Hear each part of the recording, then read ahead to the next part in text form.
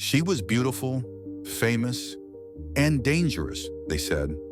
Mata Hari was a star in Paris, an exotic dancer, a seductress, but beneath the silk and smiles, she was caught in a deadly game.